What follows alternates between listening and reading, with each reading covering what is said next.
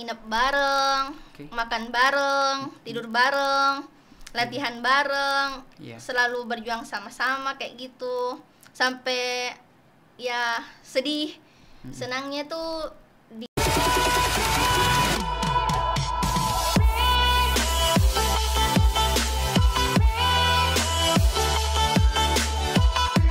Bismillah, Assalamualaikum warahmatullahi wabarakatuh. Alhamdulillah, kembali bersama kami di Spuma Official, tempatnya kreativitas guru dan siswa di SMP Unismu Makassar.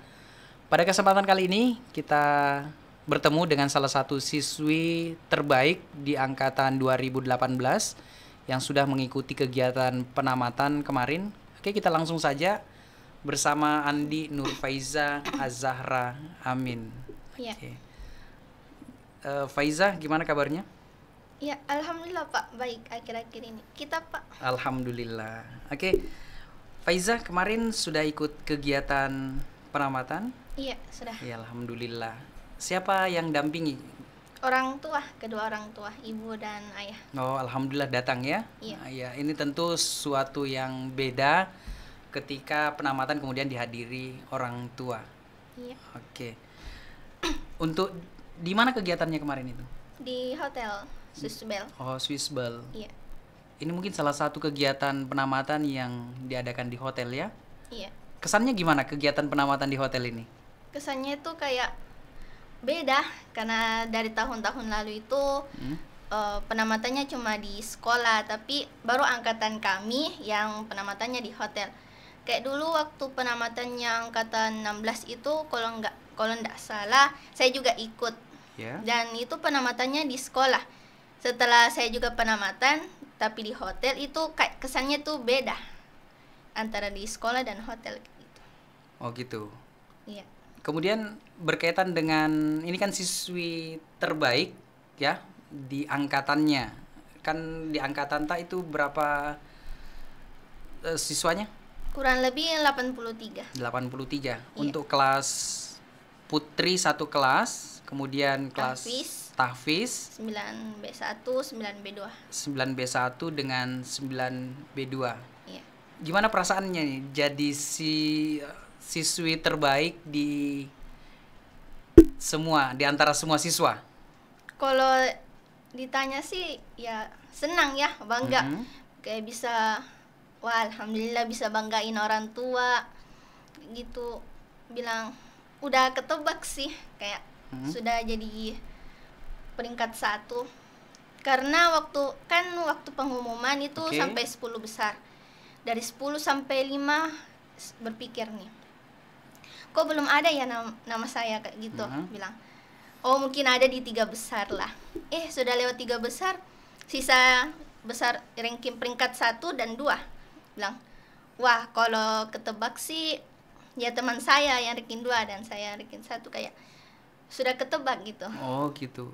Memangnya kalau memang bukan kamu siapa? Ya teman sekelas saya yang selalu ranking ranking gitu. Siapa itu biasanya? Ya, yang selalu di belakang kamu siap kalau misalnya aduh Faiza ndak ranking 1 berarti saya, siapa itu? Ya Rafika. Iya, oh Rafika saingan juga ya dengan kamu. Biasa kalau penerima rapor tuh kayak ini ranking 1 siapa ya, Rafika atau saya kayak gitu. Bilang, oh ternyata alhamdulillah saya aja. Tapi belum ada bayangan memang ya waktu itu.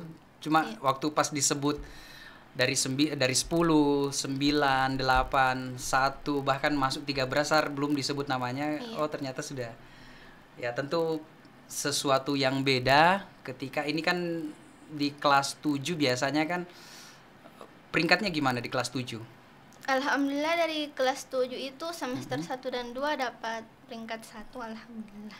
Kalau di kelas 8-nya? 8 juga alhamdulillah, dari kelas 7 sampai kelas 9 itu alhamdulillah selalu dapat ranking pertama. Kalau ranking 2-nya siapa? Ya Rafika. Oh, Rafika. Kalau bukan Rafika, Azifa. Oh iya. Karena waktu penamatan juga Azifa dapat peringkat 3. Oh, peringkat ketiga. Iya. Peringkat keduanya? Rafika. Iya. Oh, tergeser dengan teman-teman yang lainnya ya. Oke, ini sesuatu yang beda ketika disebut namanya di depan umum bahwa menjadi siswi terbaik di angkatan 2018. Oke, kesan mengikuti kegiatan penamatan di hotel gimana? Pertama itu kayak deg-degan, bilang, wah gimana ini? Kan saya juga yang jadi kesan dan pesan siswa yang meninggalkan. Wah, nanti kalau di depan gugup nggak ya? Berbicaranya tuh kayak berbelit nggak ya? Selalu berpikir gitu. Terus waktu penamatan juga kan ada penampilan dari adik-adik kelas, puisi, HW, TS. Saya tuh lihat kayak, wih, pembukaan ini tapak suci. Dan kebetulan saya juga ikut ekstrakurikuler tapak suci. Penampilan adik-adik, wah luar biasa ini karena bimbingan dari para guru-guru sekalian. Dan HW juga luar biasa. Apalagi itu puisi. Kayak feel-nya tuh kayak kerasa, sedih, perpisahan, kayak mau nangis gitu. Tapi untuk ketahan.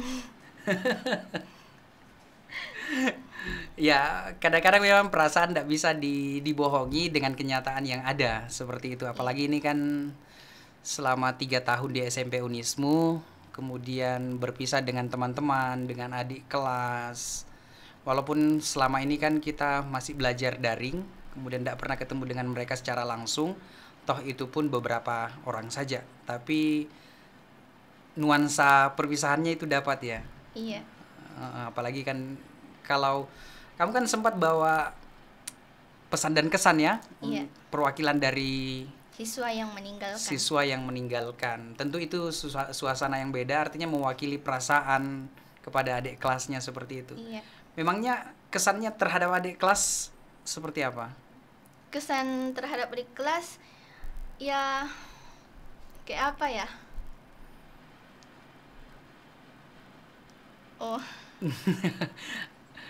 Secara keseluruhan atau mungkin ada dendam atau gimana? Kalau dendam ya tidak ada Ji. Oh, enggak ada ya? Iya, baik-baik Ji. Iya, baik-baik semuanya ya. Terutama itu yang perempuan kayak baik Ji. Kalau adik kelas laki-laki yang kurang tahu juga karena kurang. Oke. Tapi kan selama ini biasa ikut kegiatan lomba itu kan bareng sama adik kelas, entah itu kegiatan ekstrakurikulernya biasa kan? Iya. Kemudian kegiatan-kegiatan akademiknya ikut lomba itu kan sama adik kelas, tentu suasananya beda. Yang terkesan ketika ikut lomba bersama dengan adik kelas itu kegiatan apa itu? Yang kerasa itu mungkin dari tapak suci. Kita nginep bareng, makan bareng, tidur bareng, latihan bareng, selalu berjuang sama-sama kayak gitu. Sampai ya sedih, senangnya tuh dirasa sama-sama kayak gitu, membanggakan sekolah kalau menang. Iya. Dan pas acara perpisahan sudah ndak sama-sama lagi bawa lomba. Ya itu suasana yang berbeda tentunya. Nah sekarang Faiza kan di samping dengan adik kelasnya, sekarang dengan teman-teman kelasnya gimana nih? Perpisahannya gimana? Terutama di kelasnya Faiza ini. Satu kelas berapa orang? Ya, satu kelas 29. 29 orang. Cukup banyak ya. Untuk kemudian berpisah dengan mereka, kesannya gimana? Ya, kesannya pasti sedih. Kenangannya itu kan dari kelas 7 ya sampai kelas 9 selalu bareng. Sedih aja, apalagi kalau kita kan pisah sekolah, beda-beda jalan masing-masing.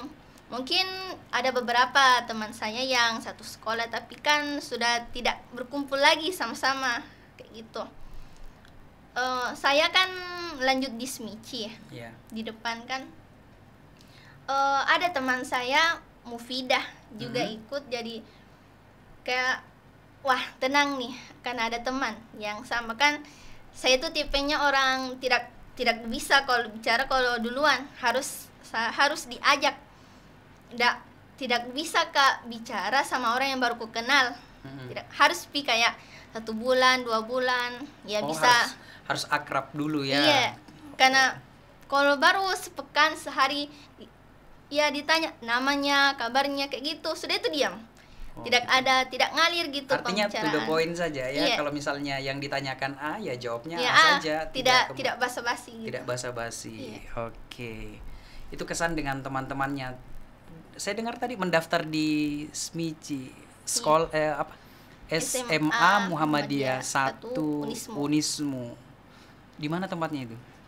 Di depan, di samping kampus. Oh, di samping kampus, dekat ya? Iya, dekat. Oh, di situ. Kenapa milih sekolah di SMP Muhammadiyah 1 Unismu? Toh ada beberapa teman-temannya itu di MAN 2, MAN 3, ada di Tinggi Moncong, ada SMK Telkom. Apa daya tariknya SMA Muhammadiyah 1 untuk seorang Faiza? Sebenarnya saya masuk di SMICI itu karena pilihan orang tua ya. Oke. Ada yang bilang kalau pilihan orang tua itu terbaik untuk anaknya. Oke. Ya ikut saja, tapi kalau ditanya ya saya itu mau sekolah di mana, mau di pesantren atau kalau tidak itu mau di Tinggi Moncong. Tapi karena orang tua bilang masuk Mi Muhammadiyah, teruskan kadermu, teruskan tapak sucimu, masuk ke IPM, lanjutkan IPM-mu, sudah lulus lanjut ke IMM kayak gitu. Oke, ini artinya regenerasi Muhammadiyahnya ini sepertinya yang ditanamkan sama orang tuanya Faiza ini dapat, ya? Karena orang tua juga orang Muhammadiyah. Oh gitu. Iya. Ya alhamdulillah ya, ini Faiza salah satu regenerasi dari kader-kader Muhammadiyah. Lagi tadi kan selama di SMP Unismu itu selain ekskul tapak suci, ekskul atau kegiatan-kegiatan yang lain yang biasa diikuti apa?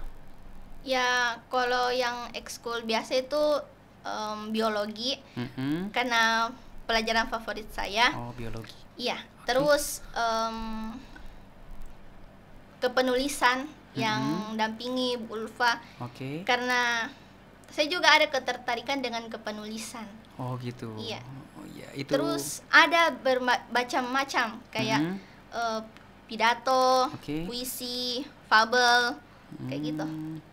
Artinya ini sepertinya kalau saya lihat Faiza ini multi talenta. Artinya dari kegiatan bela dirinya, kemudian seni kepenulisan, kemudian yang tampil di depan umum, itu kan tidak mudah, ya. Iya. Apalagi yang kalau di tapak suci kan biasa kita sparring, berkelahi, butuh tenaga, butuh pokoknya semuanya dapat, ya. Kalau kita berdiri di mimbar itu lebih pada fokus terhadap materi, itu tidak mudah juga, ya, untuk seorang yang baru belajar. Tapi ini kan Faiza sudah sering ikut lomba. Sejak kelas 7 pernah ikut lomba apa saja? Waktu kelas 7 itu pernah kan ikut ekstrakurikuler dari IPA biologi itu dari kelas 7. Oke. Ikut olimpiade IPA sama teman-teman, kakak kelas. Terus dari ikut juga lomba pidato walaupun di situ belum masuk di ekskul kepenulisan. Oke. Pidato, terus storytelling, cerita-cerita. Terus waktu kelas 7 juga ikut-ikut latihan tapak suci. Itu di kelas 7. Di kelas 7 saya sudah punya banyak kegiatan seperti itu. Ini juga mudah-mudahan jadi motivasi untuk adik kelasnya ini. Nah, sekarang di kelas 8-nya ini, itu kan dari kelas 7 sudah menjajaki beberapa kegiatan-kegiatan lomba. Kemudian di kelas 8 seperti apa ini? Kalau di kelas 8 ikut-ikut kegiatannya, apakah masih nyambung seperti itu atau coba kegiatan-kegiatan yang lain, lomba yang lain, gimana di kelas 8? Waktu kelas 7 kan memang di situ baru mulai belajar, baru sedikit pengalaman.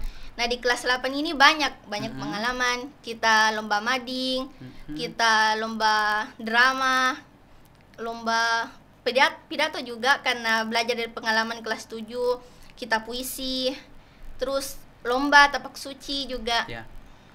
Oh, mulai berkarirnya di kelas 8 yang ekskul tapak suci ya? Iya. Ya, karena memang itu sepertinya agak sulit ya. Artinya memang untuk memulai untuk bela diri harus ketahanannya bagus dulu. Kemudian kalau di kelas 8 sudah mulai ikut lomba. Nanti di kelas 9. Nah, sekarang kita ke kelas 9. Ini kan kelas 9 hampir setahun lebih ini kita pandemi. Kegiatan-kegiatan yang diikuti di kelas 9 kan yang lalu sempat ikut kegiatan kejuaraan nasional, walaupun itu daring, kemudian diperagakan, nanti dikirim ke di mana waktu itu ya, saya lupa ini. Ke Semarang. Ke Semarang. Iya. Ya, lombanya ya. Iya. Dapat juara berapa itu? Alhamdulillah juara 3. Juara Seni. 3 seni ya. Iya. Ya, ini Seni. sebuah prestasi yang sangat baik ya, di pandemi kemudian masih bisa berbuat, berkarya untuk sekolah ya, seperti itu. Mewakili juga Makassar karena Makassar. ada sekolah lain juga gitu. Oh gitu. Iya. Artinya bukan untuk sekolah saja skopnya, Iya, justru mewakili kota Makassar bahkan. Iya. Ya, ini sungguh luar biasa. Selain itu kegiatan di kelas 9? Waktu kelas 9 itu mulailah belajar daring gitu. Pernah wali kelas Miss Nana itu bagi-bagi kayak event, kayak perlombaan. Di masa pandemi itu? Iya, masa pandemi. Pernah saya ikut coba lomba cerdas cermat dari sekolah Lazafes itu. Itu juga lewat daring. Kita mengerjakannya di laptop, kameranya nyala, kita kerjakan gitu. Oh gitu. Iya. Oke, ini artinya pandemi ini bukan halangan untuk kita berprestasi, cari pengalaman. Iya. Gitu. Oke. Ini Faiza punya segudang prestasi yang bisa diceritakan dan bisa dibanggakan sebagai salah satu siswi di SMP Unismu Makassar. Nah, sekarang saya mau tanya, ini berkaitan dengan siswanya sudah, kemudian angkatannya sudah. Nah, sama gurunya belum ini. Kalau gurunya gimana selama mengajar sama Faiza? Tentu ada kesan yang beda ketika mengajar. Tentu walaupun guru itu punya model tersendiri ketika mengajar siswa. Kesannya terhadap guru gimana selama di SMP Unismu? Ya, waktu kelas 7 dan 8 itu kan kesannya beda dengan kelas 9 karena kelas 9 itu kita belajar daring lewat YouTube. Nah, waktu kelas 7 8 itu seru, kita bincang dengan teman-teman.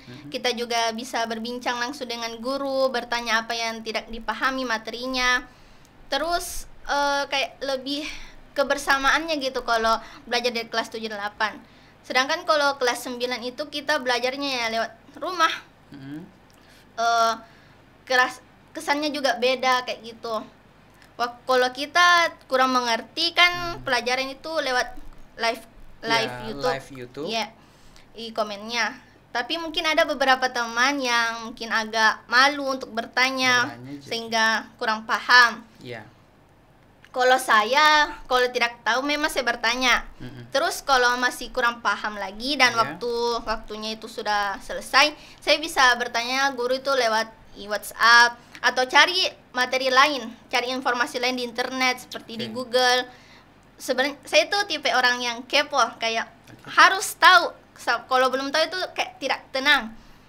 Harus sampai akar-akarnya bilang, "Oh, kenapa ini bisa terjadi? Kenapa begini?" supaya paham gitu. Itu berkaitan dengan pelajaran. Iya. Ya.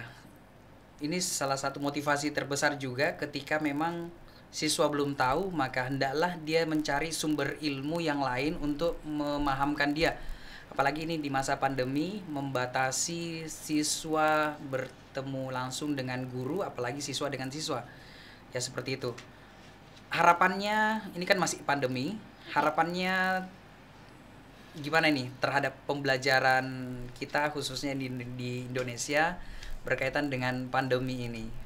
Kalau bisa sih mau tatap muka atau masih daring atau gimana nih? Kalau pemerintah sudah izinkan, ya saya mau sih tatap muka secara langsung karena kesannya tuh beda. Kalau tatap muka dengan langsung atau lewat internet kan beda kesannya. Kayak kita tuh tidak bicara langsung tapi lewat internet, kan beda kan kesannya. Ya terkesan memberikan materi saja, siswa paham ataupun tidak, ya enggak apa-apa. Yang penting sudah nyampaikan materi saja ya. Kan kalau di kelas itu kan beda. Guru itu ditanya bilang, "Siapa yang belum paham?" Pokoknya dikasih paham muridnya kayak gitu. Ya, seperti itu. Ya kita berharap mudah-mudahan pandemi ini cepat berlalu, kemudian untuk semester awal di SMA Faiza sudah bisa tatap muka, kemudian datang ke sekolah, belajar normal seperti biasa ya. Iya. Itu harapannya. Kalau harapannya terhadap SMP Unismu kan sudah selesai ya. Walaupun ya kalau Smici dengan SMP Unismu itu tidak terlalu jauh. Ya, harapannya terhadap SMP Unismu ke depannya seperti apa? Ya, harapan sih bisa lebih baik lagi dari sebelumnya, bisa bersaing dengan sekolah-sekolah besar, lebih melatih muridnya untuk mencari pengalaman. Bagaimana kayak saya berharap itu SMP Unismu itu kayak lebih memberikan pengalaman kepada siswa-siswinya untuk lomba-lomba, ikut event, kasih bangga orang tua, sekolah, terutama sekolah sih. Iya. Gitu. Oke, itu harapan terhadap sekolah. Terakhir, ini berkaitan dengan harapan, ini kan Faiza banyak kegiatan yang bisa diikuti. Tentu kita berharap di SMP Unismu juga punya siswa-siswi yang kayak Faiza. Harapannya terhadap adik kelasnya ini gimana? Supaya bisa ya sering ikut kegiatan, aktif dalam pembelajaran. Kemudian apa tadi istilahnya, kepo untuk cari sumber pelajaran. Harapannya gimana? Jadi kalau untuk adik-adik mungkin kelas 7 dengan kelas 8 ini. Iya. Mungkin metode pelajaran kita itu beda. Kalau saya itu orang yang kepo, saya mungkin berharap ke adik-adik juga untuk sedikit kepo dengan suatu hal, cari sampai akarnya, intinya sampai paham. Terus kalau jangan kayak lewati saja, oh ada berita satu, lewati aja, enggak guna. Tapi kita tuh dalami, terus cari informasi di internet, sering-sering ikut kegiatan, ikut organisasi, di organisasi, di ekstrakurikuler itu kita diajarkan pengalaman, bagaimana itu percaya diri, bagaimana itu suatu hal kayak gitu. Gitu ya? Iya. Ya, mudah-mudahan ini adik kelasnya nanti bisa menyimak bersama di acara podcast kita ini, dan mudah-mudahan ya kita punya siswa-siswi ya tidak kalah jauh dengan Andi Nur Faiza yang membanggakan SMP Unismu ke depannya. Oke, makasih Andi Nur Faiza sudah datang di acara kami di podcast, dan mudah-mudahan di kesempatan yang lain kita bisa panggil, kemudian ya kita sharing berkaitan dengan pembelajaran selama di SMA. Tentu beda ya kalau nanti di SMA itu dengan SMP suasana berbeda, teman gaulnya beda, gurunya juga beda. Tentu bukan ingin membanding-bandingkan, tapi kita ingin pelajaran yang lebih jauh. Oke. Terakhir ada yang mau ditambahkan, Faiza? Ya, mungkin untuk terakhir, untuk adik-adik kelas, jangan berhenti belajar, terus mencari tahu informasi, kayak gitu. Oh gitu. Iya. Motonya SMP Unismu, Faiza? Mantap keimanan, unggul intelektual, anggun berakhlak, dan sigap berkarya nyata. Itu adik-adik harus ingat juga, harus kayak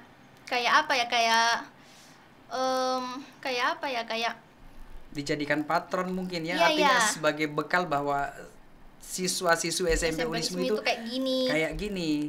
Dia supaya orang luar juga, orang sekolah itu bilang, wah kalau begini nih pasti nih murid SMP Unismu. Ya, dari akhlaknya baik, kemudian dari intelektualnya baik, kemudian dari kreativitasnya itu nampak jelas seperti itu.